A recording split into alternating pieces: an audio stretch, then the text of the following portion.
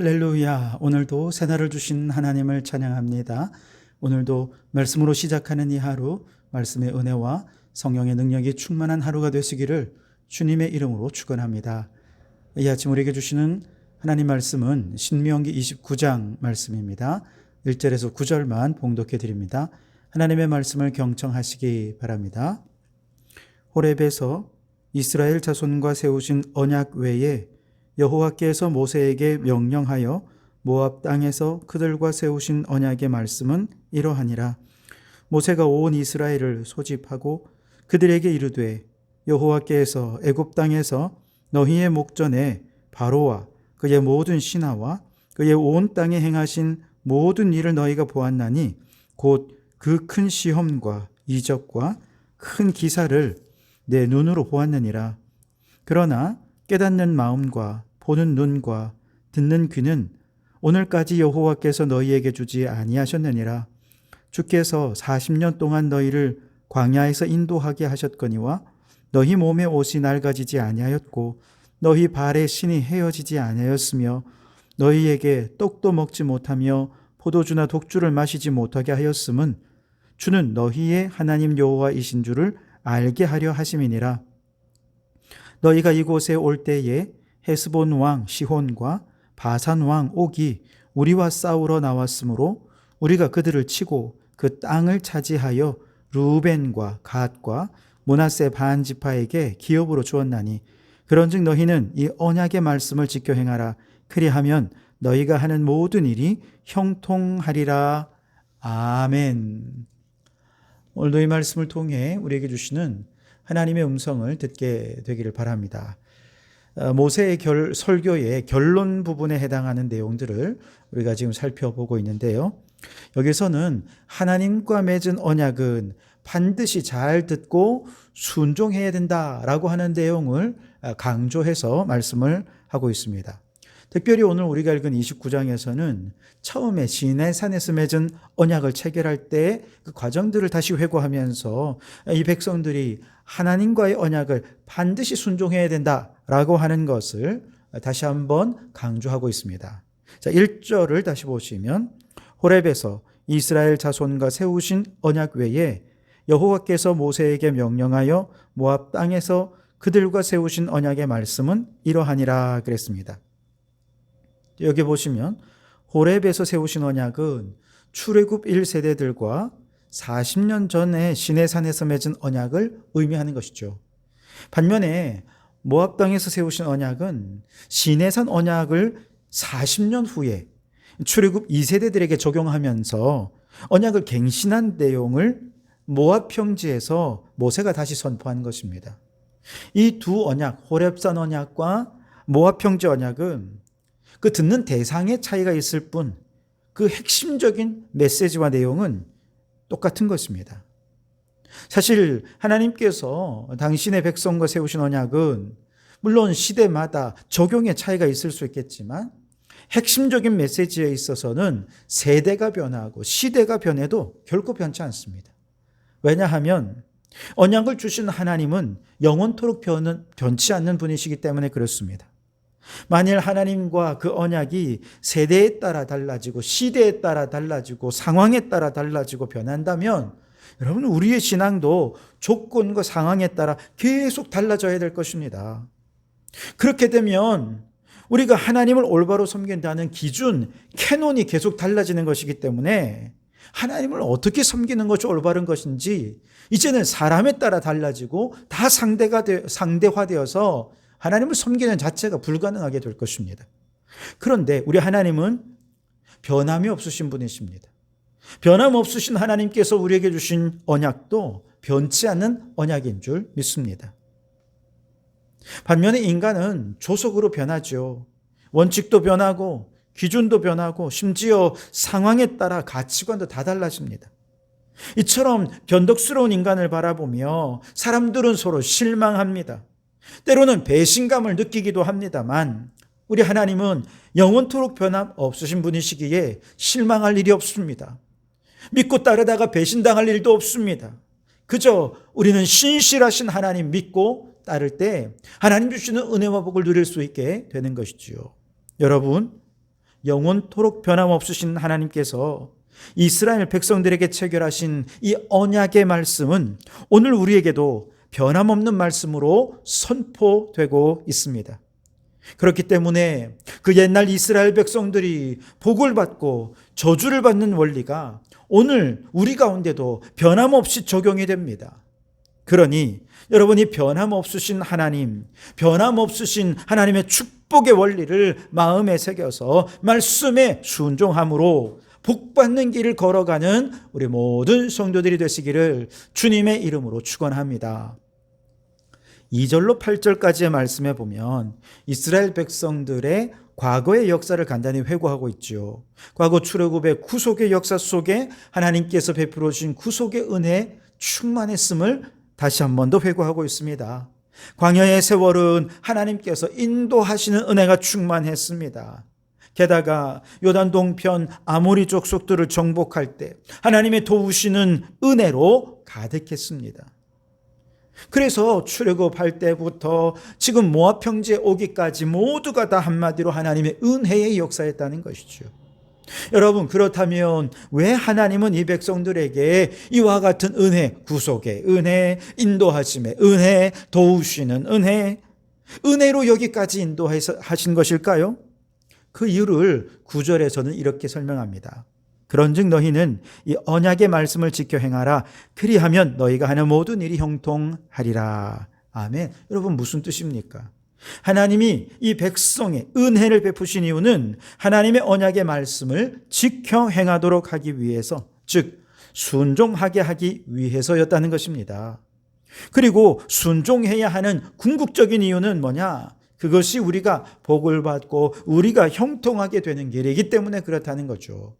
여러분, 하나님께서는 그의 백성들에게 무조건 내 명령이니까 순종해 라고 억압하지 않으십니다. 강요하지도 않으십니다. 마찬가지로 오늘 우리 성도들도 하나님께서 무조건 말씀에 순종하라고 억지로 등 떠밀지 않으십니다. 오히려 하나님의 은혜를 상기시켜 주십니다. 하나님께서 이처럼 우리에게 구원의 은혜를 주셨습니다. 이처럼 인도하셨고 도우시는 은혜로 여기까지 왔습니다. 그러니 주님의 말씀 순종하는 거 마땅치 않겠는가? 라고 말씀하시는 것이죠. 뿐만 아닙니다. 이렇게 우리가 순종하게 되면 그 결과는 누구 좋은 것입니까? 내가 좋은 것입니다. 우리가 복을 받는 길이고 우리 앞길이 형통케 되는 복이 주어지는 길입니다.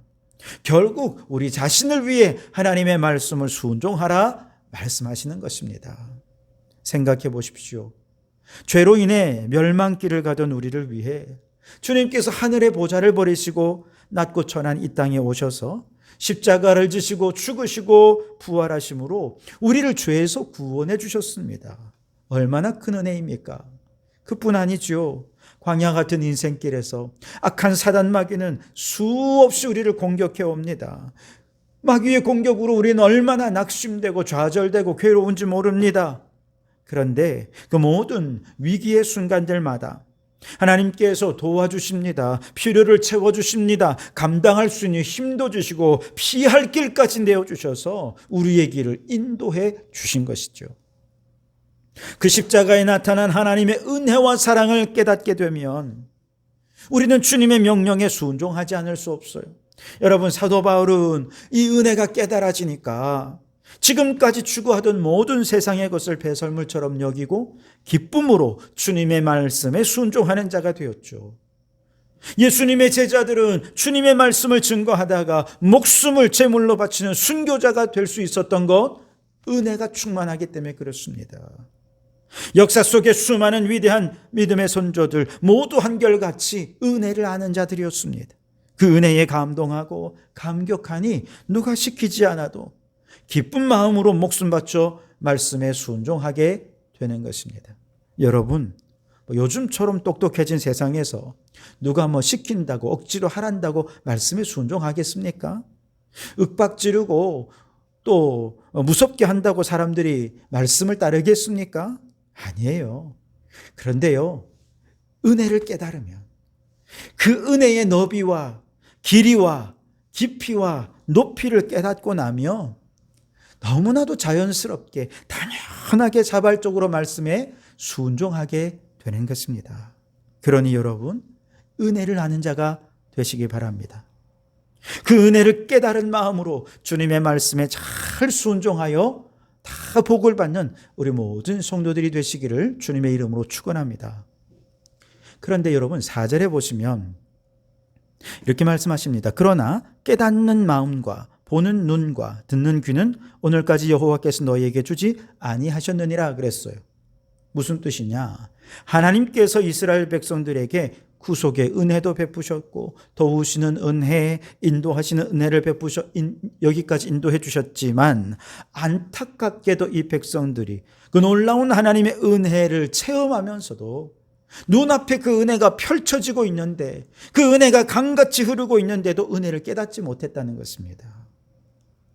왜 그랬습니까? 하나님께서 이 백성들에게 깨달을 수 있는 영적 감각을 주지 않으셨기 때문에 그래요. 그 은혜를 볼 수 있는 영안을 열어주지 않으셨어요. 은혜 가운데 하나님께서 주시는 축복의 말씀을 들을 수 있는 귀가 열려지지 않았던 것이죠.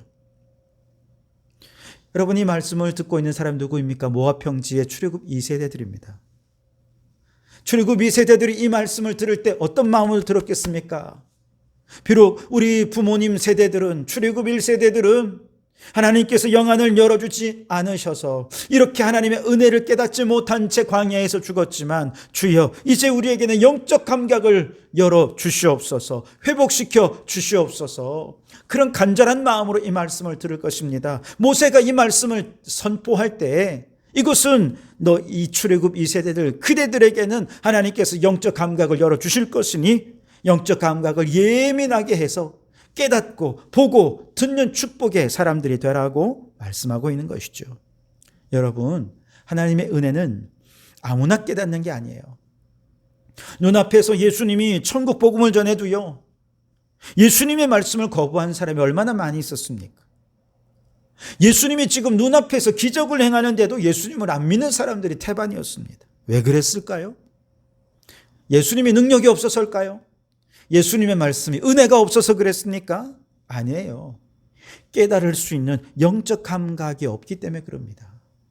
이사야 6장 9절로 10절 말씀해 보시면 여호와께서 이르시되 가서 이 백성에게 이르기를 너희가 듣기는 들어도 깨닫지 못할 것이요 보기는 보아도 알지 못하리라 하여 이 백성의 마음을 둔하게 하며 그들의 귀가 막히고 그들의 눈이 감기게 하라. 염려하건대 그들이 눈으로 보고 귀로 듣고 마음으로 깨닫고 다시 돌아와 고침을 받을까 하노라 하시기로, 그렇게 말씀하셨어요. 무슨 말씀입니까? 하나님이 심판하기로 작정한 사람들은요, 영적 감각이 고침받는 것 그 자체도 하나님이 싫어하신다는 것입니다. 반면에 구원받기로 작정된 하나님의 사람들은요, 아무리 둔하고 아무리 이 말씀을 대충 전해도요, 은혜가 깨달아지게 돼요. 사도 바울은 생각해 보십시오. 그는 글에는 탁월했지만 말에는 둔한 자였습니다. 게다가 그에게는 질병도 있어서 사람들 앞에서 은혜를 까먹는 요인이 되었습니다. 그런데도 바울이 복음을 전할 때 사람들은 은혜가 깨달아졌어요. 영의 눈과 귀가 열려서 가는 곳마다 구원받는 자가 더해지고 교회가 세워지는 역사들이 나타났던 것이죠. 그렇습니다. 하나님과 구원에 관한 진리는 하나님께서 영적 감각을 회복시켜 주셔야만 깨닫고 보고 들을 수 있는 줄 믿습니다. 그러니 여러분, 저 모압 평지에서 출애굽 2세대들이 이 말씀을 들으며 간절히 사모했던 것처럼 우리도 말씀을 들을 때마다 하나님께 간절히 기도해야 됩니다. 오 주여, 이 말씀을 통해 하나님의 은혜를 깨달을 수 있는 영적 감각을 회복시켜 주시옵소서. 주여, 내게 그 은혜를 볼 수 있는 영안과 들을 수 있는 영적 귀를 열어 주시옵소서. 간절히 기도하면 주님께서 우리의 귀를 열어 주실 줄 믿습니다. 요한계시록 말씀에 끊임없이 선포하는 말씀 뭡니까? 들을 귀 있는 자는 성령이 교회들에게 하시는 말씀을 들을지어다. 이미 귀를 주셨어도 그 듣는 귀 닫아버리면 하나님의 은혜를 들을 수도 없고 깨달을 수도 없어요. 예수님께서는요, 마태복음 13장 16절에서 말씀하십니다. 너희 눈은 봄으로 너희 귀는 들음으로 복이 있노라. 눈은 봄으로, 귀는 들음으로 그 자체로 이미 복이 있는 사람이라는 겁니다. 그렇습니다. 하나님께서 보고 듣고 깨닫는 영적 감각을 회복시켜 주시도록 여러분 간절히 기도할 때 영적 감각이 예민하게 살아나는 여러분 되시기 바랍니다. 그래서 하나님의 은혜에 감격하고 하나님의 뜻이 깨달아지는 순간 그 말씀에 기쁜 마음으로 순종하며 살아가는 우리 모든 성도들이 되시기를 주님의 이름으로 축원합니다. 기도하겠습니다.